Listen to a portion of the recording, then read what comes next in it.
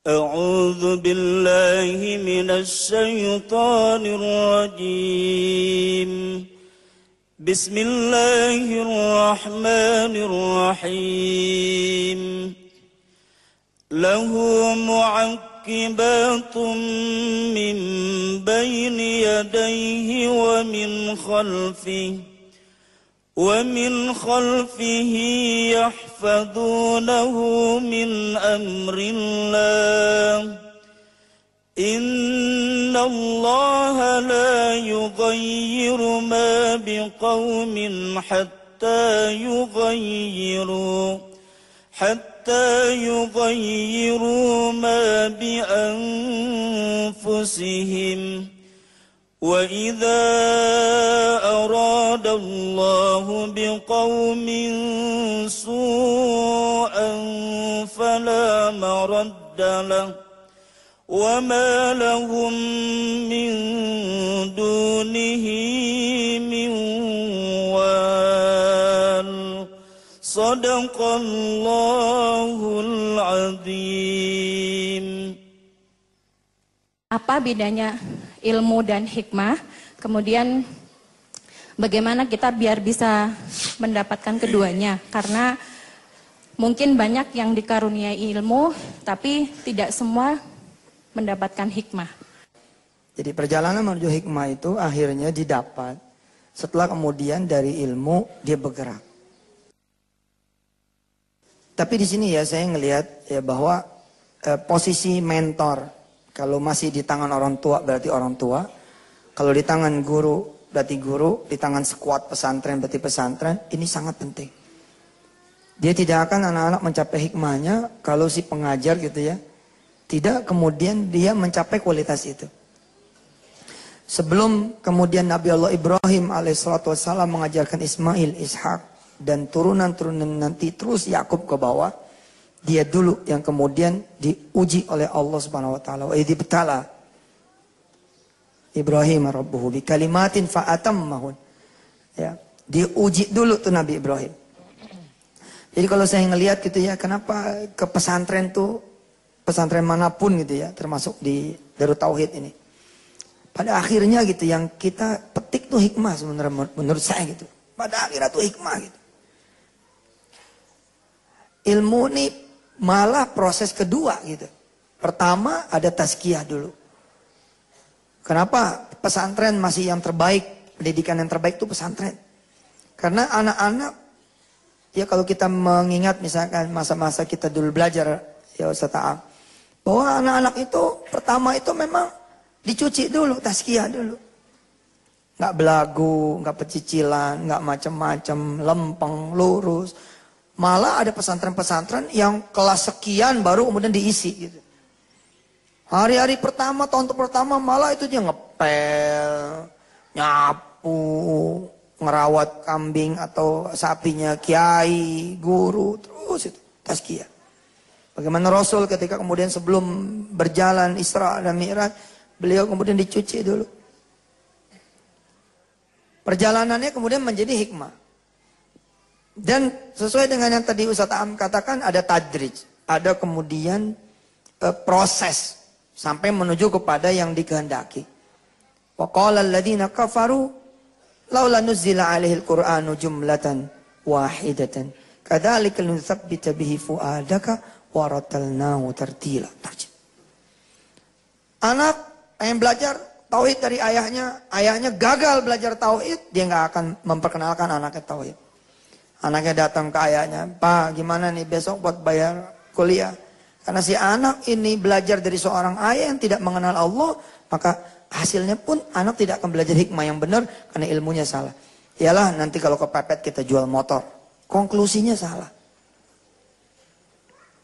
Dan kadang-kadang perjalanan ilmu itu baru bisa kemudian dinikmati, Mbak dan pemirsa, ketika sudah berbuah menjadi hikmah.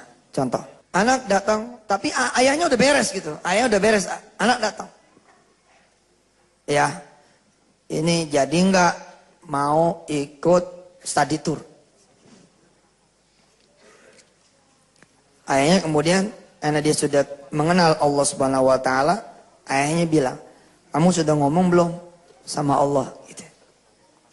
Lihat, ikhtiarnya, mikirnya nanti dulu. Zikirnya dulu. Balikin anak ini ke Allah. Kamu udah ngomong belum ke Allah? Belum ya, ngomong ke Allah. Masih ada waktu berapa? Sekarang hari Kamis, harus bayar besok maksimal Jumat. Sabtu mau berangkat. Ya sudah, masih ada maghrib, isya, buat doa. Masih ada sholat malam, masih ada subuh di Jumat pagi. Dah, kamu sholat dulu, doa dulu sama Allah, insya Allah. Sebagai ikhtiar sebenarnya si anak sudah memenuhi proses ikhtiar itu. Si anak datang kepada orang tua. Lalu si ayah meneteskan ilmu tauhid itu kepada anaknya. Nak, ke Allah dulu. Dan ditemenin sama si ayah prosesnya. Pemirsa, ditemenin sama si ayah prosesnya. Ayo, kita ke masjid. Kita minta sama Allah supaya kamu nanti bisa berangkat ikut study tour. Berapa duit? 27.000. Ayo, kita minta 27.000. Di masjid dikasih tahu, yang lain nanti mundur, kita maju. Dan betul, ketika kemudian yang lain mundur, dia maju berdua. Lalu si ayah menyuruh anaknya berdoa. Sok, kamu berdoa, silakan. Si anak berdoa. Ya Allah, saya ini pengen ikut study tour. Tapi ini ya Allah, punya ayah pelit banget. 27.000 aja, mesti sholat dulu, mesti doa dulu. Tapi lah, mudah-mudahan nanti ayah ngasih. Terus doanya langsung ke Allah. Allah itu hidup, nggak pernah mati. Kalau ayah belum ngasih mati gimana? Ya Allah, tolong bayarin saya. Doanya langsung aja. Bayarin kek, enggak kek, pokoknya pergi gitu. Ya udah kayak gitulah, amin. Dialog terjadi. Ini ilmu loh, belum jadi hikmah. Kenapa? Belum jadi pengalaman buat si anak. Mati-mati Allah menghadiahkan kesusahan buat negeri ini. Sebenarnya bukan hanya belajar, tapi untuk memetik hikmahnya apa?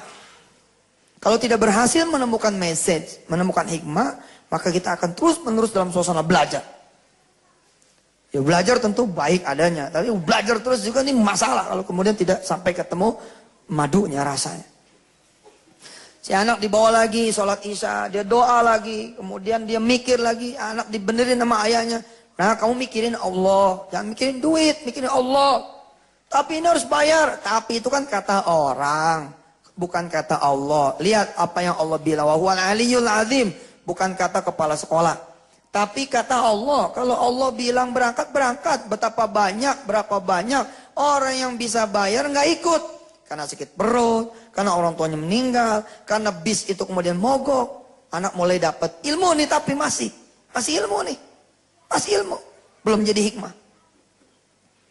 Terus akhirnya sampai pagi anaknya dipanggil sama orang tuanya. Sini, berapa duit bayarannya? 27.000. Sudah, ini ada duit 27.000. Alhamdulillah. Jangan alhamdulillah dulu.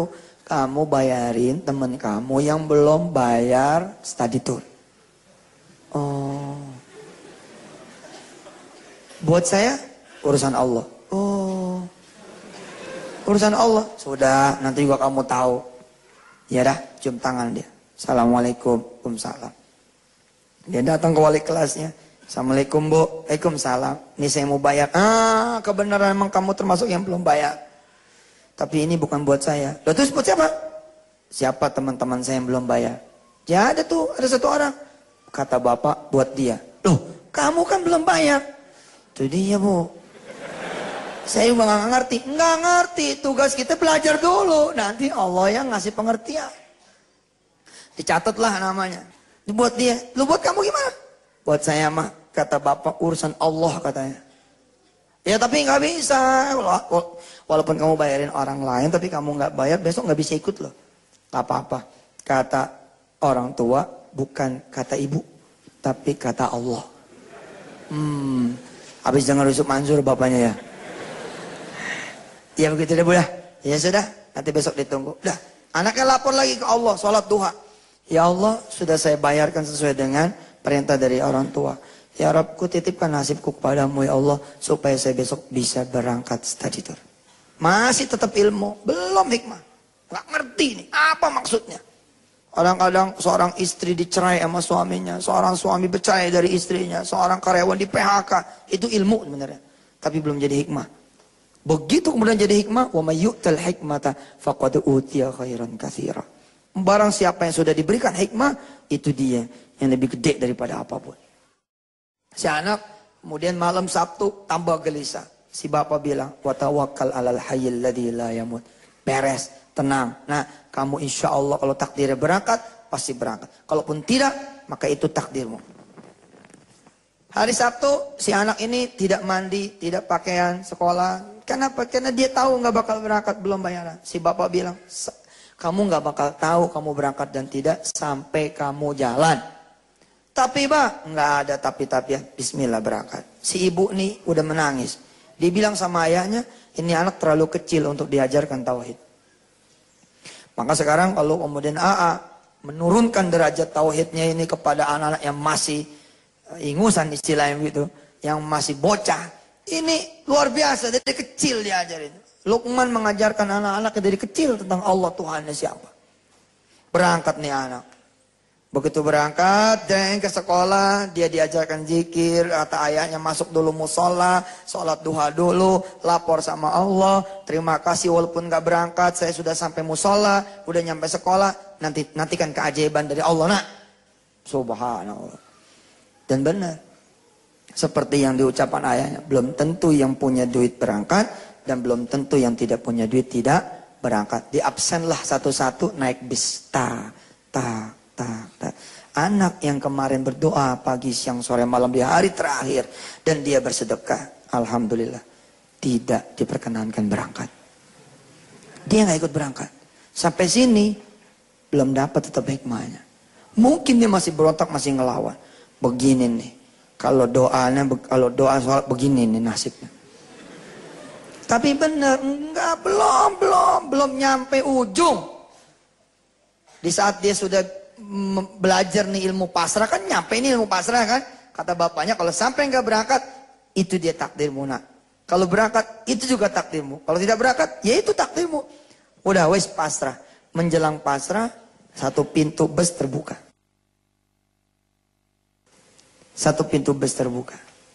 ada ketua kelas turun,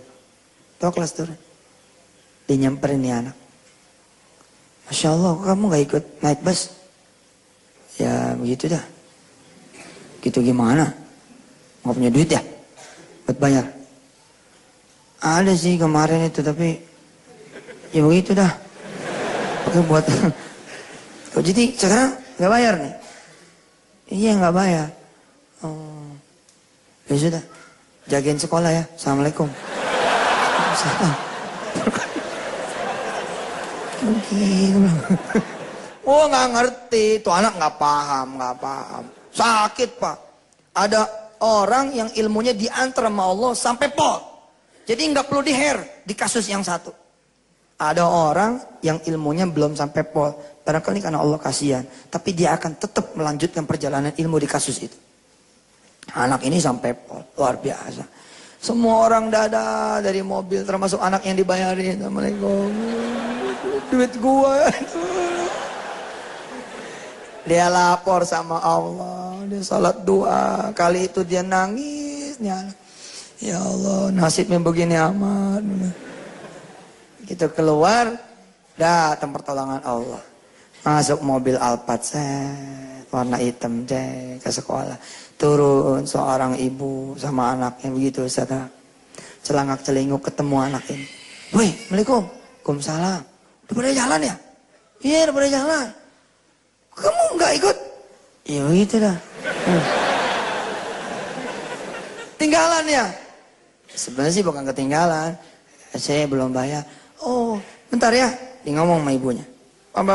Kata ibunya, yuk kita susul. Dia bilang, kita susul beliau. Kita susul teman-teman kita. Kita naik mobil. Subhanallah, naik mobil. Alphard, hitam ini. Iya naik. Allahu Akbar. Bismillah.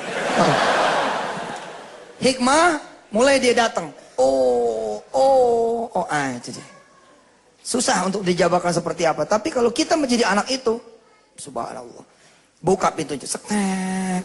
Wih, buka sendiri. Dia duduk, ya kan. Ibunya di depan ngomong. Yang enak ya dek duduknya. Iya tante. Cepet menjeblak. Nangis, anak ini nangis, berlinang air matanya, berlinang. Allah, temannya bilang, kenapa lu gak pernah naik Alphard ya? Agak, bapak gua bener gitu, bapak gua bener. Emang bapak lu ngomong apa? Yang punya duit belum tentu berangkat, yang nggak punya duit belum tentu nggak berangkat. Yang bayar belum tentu berangkat, yang nggak bayar belum tentu kemudian. Dan subhanallah dia juga belajar satu hal yang tidak diajarkan oleh ayahnya, oleh ibunya apa? Di kilometer 39 mampir. Mampir dia. Mampir kencing. Pipis. Woi, ibunya neteng makanan ini, makan subhanallah. Nangis lagi anak ini. Masih kecil, kelas 5 nangis ya. Kenapa nangis? Karena lagi ngebayangin teman-teman yang 27.000 rotinya dibagi 4. Ibunya bapaknya ngitung. Kata bapaknya kalau anak kita, anak kita ibu, pulang di jam 9, berarti dia gagal pergi, tapi mudah-mudahan dia ketemu Allah. Tapi anaknya nggak pulang, pulang jam 9 malam. Subhanallah. Assalamualaikum. Waalaikumsalam. Ada talas, ada singkong, ada macam-macam bawanya. Subhanallah, anak ayam, masya Allah, cerita. Iya mandi dulu itu cerita. Habis cerita, kata bapaknya gini, sudah, sip, bagus. Akhirnya berangkat kan? Subhanallah ya, berangkat. Sudah, besok pagi berangkat seperti itu lagi. Allah. Doa. Tidak ada bayaran. Allah, doa. Si anak kemudian berbekal itu hikmah, dia kemudian mengembangkan dia punya ilmunya sendiri. Nah, itulah dia posisi ilmu dan hikmah. Tapi tidak akan dapat hikmah itu kalau kemudian ilmunya juga tidak dipelajari dan dia tidak bergerak. Menyelaraskan kemudian antara mikir, ikhtiar juga adalah dia bergerak, kembali pada zikir. Ini dia keseimbangan yang saya rasa dari kisah ini kemudian bisa diambil kemudian ibrahnya, bisa diambil kemudian pelajarannya. Gitu. Mudah-mudahan ini ada hikmahnya. Tapi yang penting itu ibu bapak ya, kita dulu belajar. Hikmah itu belajar, ilmunya belajar kita. Bagaimana mungkin menurun anak? Benar. Ibu-ibu berangkat ke pasar, nggak usah bawa duit, nggak usah bawa dompet, nggak usah bawa handphone. Berangkat ke pasar bawa catatan. Berangkat. Datang ke tukang ikan, salawatin tuh tukang ikan. Berdiri di depan dia, Allahumma sholli ala Muhammad. Belajar tentang tauhid, betul itu belajar. Kalau sudah, dia bisa netesin sama yang lain. Mungkin ini juga hadiah dari Allah. Saya dikaruniai kesusahan supaya saya bisa cerita juga kepada orang lain. Mungkin kalau saya tidak, hanya teori saja. Bismillahirrahmanirrahim. Assalamualaikum warahmatullahi wabarakatuh. Assalamualaikum warahmatullahi wabarakatuh. Mohon izin untuk bertanya kepada para ustadz. Berkenan untuk menjawab Hakim dan Ustadz Aam. Memulai itu mudah, menjaga itu proses. Bagaimana mensinergikan antara zikir, pikir, dan ikhtiar, dan bagaimana cara menjaga kita agar tetap konsisten dalam koridor apa yang Allah perintahkan kepada kita. Jazakallah khairan katsiran. Siapa tadi namanya, maaf? Hasan. Ya. Makasih. Sebelum saya lempar ke A dan Ustadz Aam, saya senang nih statementnya. Karena banyak orang statementnya suka salah. Ngapal Quran itu susah. Lebih susah lagi ngejaganya. Pak demen tuh saya ngomong gitu. Kosannya kayaknya gimana gitu. Orang Allah aja udah mudahin. Walaqad yassarnal Qur'ana lidzikri fahal mim muddakir. Nah, tadi kalimatnya cakep banget. Memulai itu mudah. Menjaganya adalah proses. Tadi saya berpikir dia mau ngomong menjaganya itu susah, tapi cakep banget kalimatnya. Subhanallah Hasan, berhak atas duit dari ayahnya insyaallah. Mendengar itu nikmat, hadirin. Ini terima kasih Ustaz tentang ilmu hikmah itu. Mungkin saudara-saudara juga sudah tahu badai yang pernah menerpa saya, ya. Kenapa saya air mata ini nggak ketahan? Karena banyak yang menganggap badai itu menghancurkan, padahal badai itulah yang menyelamatkan. Saya tidak bisa membayangkan kalau dulu tidak ada dihina orang, dicaci, diremehkan. Mungkin tidak kenal Allah, yang kenalnya cuman popularitas, pujian, penilaian. Masya Allah. Jadi ingat tuh yang di ruangan gelap dipukul oleh seseorang pakai gulungan koran dalam gelap gulita. Marah. Tapi ketika dinyalakan lampu, ternyata calon mertua ini yang ngasih anaknya, ngasih modal, ngasih rumah. Oh, Bapak, silakan lagi. Begitulah ya. Karena dia tahu orang inilah yang sangat baik, yang sudah nyukupin, nolong, nggak ada apa-apanya, dan pasti itu pun demi kebaikan. Ya, jadi kalau orang belum kenal Allah di balik semua yang terjadi, memang akan sulit melihat hikmah. Tapi ketika seperti tadi, betapa indah dan sempurnanya perencanaan Allah, wah, kita cuma bisa nangis saja, nangis takjub kepada maha baiknya Allah. Sulit untuk mengeluh. Barang siapa yang tahu Allah itu maha indah, maha baik dalam setiap perbuatannya. Begini hadirin, kalau kita dibuat lurus saja pasti tidak menarik. Allah membuat banyak hal dalam hidup ini supaya menarik. Iman itu pasti turun naik, karena yang konstan itu malaikat. Kalau kita turun naik, cuman turun naiknya ini harus dikemas. Naik 3, turun 1, segera sadar, bangkit, naik lagi 4. Suatu saat lengah, turun 2, naik lagi. Jadi walaupun turun naik, progresnya imannya menguat. Karena akan dibuat oleh Allah kejadian yang memang kita ini ada pembosan. Nah, bagaimana caranya supaya istiqomah? Ini rada berat nih, karena saya belum termasuk yang istiqomah. Nanti Ustadz aja lah ini, ya. Saya baru turun naiknya. Ya, bismillahirrahmanirrahim. Rekan-rekan sekalian, kalau kita cermati betul apa yang disampaikan oleh Ustadz Yusuf Mansur, oleh Agim. Katanya life is never flat. Hidup itu nggak datar. Hidup itu naik turun, naik turun. Makanya ada orang yang memulai itu mudah, tapi yang sulit adalah tadi mempertahankannya, gitu kan? Sebenarnya kalau kita cermati, manusia itu memang makhluk yang sangat dipengaruhi oleh faktor lingkungan. Makanya Nabi Ibrahim pernah berdoa begini, Robbi habli hukman. Tadi hikmahnya oleh Ustadz Yusuf Mansur sudah disampaikan. Robbi habli hukman. Ya Allah, beri aku hikmah. Hikmah. Walhiqni bis solihin. Dekatkan aku dalam lingkungan orang-orang soleh. Ini antara hikmah dan lingkungan orang soleh itu dekat.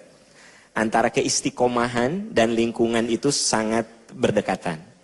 Beri aku hikmah, dekatkan aku dalam lingkungan orang-orang soleh. Yang menarik di situ ada kata-kata waj'alli lisana sidqin fil akhirin. Ya Allah, jadikan aku bahan pembicaraan baik bagi generasi setelah aku. Jadi gini, pertama hikmahnya tadi sudah disampaikan, kemudian sekarang supaya kita lebih istiqomah, cari selalu lingkungan yang soleh. Datang ke majelis taklim, cari lingkungan yang soleh, ketemu teman-teman, ciptakan lingkungan yang soleh. Di lingkungan kita rasanya belum ada kondisi-kondisi yang membuat soleh, kita ciptakan yang soleh. Nah, nanti setelah kita berusaha menciptakan menciptakan dan mencari lingkungan yang soleh, waj'alli lisana sidqin fil akhirin. Ya Allah, jadikan aku bahan pembicaraan baik. Maksud jadi bahan pembicaraan baik itu artinya kita harus berusaha meninggalkan jejak yang baik. Masya Allah. Dalam hidup itu kita harus meninggalkan jejak yang baik. Ingat, 2 hal yang tidak bisa kita cabut dalam kehidupan. Pertama, lisan yang sudah terucap itu tidak bisa ditarik. Lisan yang sudah terucap itu tidak bisa ditarik. Misalnya, saya bicara dan teman saya sakit hati. Saya katakan, aduh saya minta maaf, saya tadi ngomong seperti itu karena emosi. Apa teman saya bilang? Iya, saya maafkan. Tapi jangan salah, tetap aja omongan itu berbekas pada hati teman saya itu. Yang kedua apa? Seperti paku, ya, nancap. Minta maaf tuh dicabut pakunya, tuh ya, bolongnya tetap bolongnya ada. tetap ada, gitu. Makanya memaafkan dan melupakan itu 2 hal yang berbeda. Kalau memaafkan itu wilayah hati, Melupakan itu wilayah memori. Makanya ada orang yang, Pak Am, saya sudah memaafkan. Tapi kenapa ya kadang-kadang saya suka ingat. Ya karena itu dua hal yang berbeda. Kalau memaafkan itu wilayah hati. Kalau melupakan itu wilayah memori. Nah makanya ada dua hal yang tidak bisa kita cabut. Satu, ucapan. Ucapan kalau udah keluar itu nggak bisa dicabut sebenarnya. Diralat bisa, tetapi bekasnya ada. Yang kedua apa? Sejarah perjalanan hidup kita. Sejarah. Makanya Nabi Ibrahim mengatakan, ya Allah jadikan aku bahan pembicaraan baik. Maksudnya kita harus berusaha meninggalkan jejak yang baik. Indah kan kalau misalnya bapak-bapak meninggal lebih dulu ya. Lalu kata istri bapak itu ke anak yang paling gede, Aa, kalau jadi ayah contoh tuh bapak kamu. Rumah tangga dengan mama 20 tahun gak pernah nyakitin. Bapak kamu tuh selalu bekerja keras. Jadi imam dalam rumah tangga. Pokoknya kalau jadi bapak, contoh tuh bapak kamu. Itu kan jadi kenangan indah. Jadi sejarah baik. Yang paling parah kalau istri kita ngomong gini, kalau jadi ayah jangan seperti bapak kamu. Parah banget bapak kamu tuh parah pisannya. Tapi alhamdulillah pendek umur. Jadi kan artinya tidak jadi sejarah yang bagus. Ya gitu. Nah jadi untuk istiqomah salah satunya memang latihan tentu saja. Tadi Ustadz Yusuf Mansur mengatakan hikmah gitu. Hikmah itu makanya di dalam tafsir dikatakan hikmah itu al-ilmul ba'itsu ilal amal. Jadi ilmu yang mengantarkan kita pada amal. Kemudian jadi nggak mungkin orang dapat hikmah kalau belum dijalani. Jadi ilmu yang kita aplikasikan itu akan melahirkan hikmah begitu. Makanya di ayat lain ada kata-kata ud'u ila sabili rabbika bil hikmah. Ajak ke jalan Tuhanmu dengan hikmah wal mau'izatil hasanah, kata-kata yang bagus. Jadi biasanya orang yang menyampaikan dakwah dengan hikmah pasti lisannya bagus. Omongannya bagus. Artinya bagus di sini tidak menyakitkan orang, tidak menistakan orang, memuliakan orang gitu. Kenapa? Karena dia bicara dari hikmah, dari ilmu yang sudah teruji begitu. Itu baik, alhamdulillah. Ingin sedikit menambahkan tentang lingkungan yang baik. Memang Rasulullah pun mengingatkan bergaul dengan penjual minyak wangi, kita akan ikut terbawa harum, dan bergaul dengan pandai besi, bisa ikut bakaran. Saya ingin menyampaikan ilmu yang saya dengar dari guru kami Ustadz Jalaluddin Asyatibi. Semoga Allah menyayangi beliau. Jadi kalau mau cari lingkungan, cari teman, yang saya simak tuh satu, carilah orang yang bisa jadi guru ibadah. Jadi orangnya berilmu dan ilmunya diamalkan sehingga kita masuk ke lingkungan itu, berteman itu, kita bisa nambah ilmu, nambah termotivasi. Carilah teman yang bisa jadi guru ibadah. Ada juga boleh dijadikan teman, yaitu teman yang bisa jadi teman ibadah. Dia memang ilmunya sama dengan kita. Tapi kalau ketemu dia bisa ngajak, ayo sholat, udah waktu sholatnya. Ilmu kita nggak nambah, tapi jadi sinergi dalam ibadah. Bagus itu juga jadi teman. Atau yang ketiga, boleh dijadikan teman adalah orang yang jadi murid ibadah. Dia memang tidak bisa ngajarin ilmu, tidak juga motivasi. Tapi kalau ketemu dia senang belajar. Ajarin dong. Ini Quran begini, ini kenapa pakai sholat sunnah begini, ini teh kalau sholat gini tuh saya lagi diam ditepuk ini apaan nih saya tepuk lagi. Itu boleh dijadikan teman, orang yang semangat untuk ibadah walaupun ilmunya terbatas. Yang keempat, ini yang ranking terendah untuk kawan, adalah teman yang tidak mengganggu ibadah. Ya, dia mah sholat enggak, tapi yang enggak ngepek lah gitu ya. Ngehalangin tidak, tapi kita sholat ya saya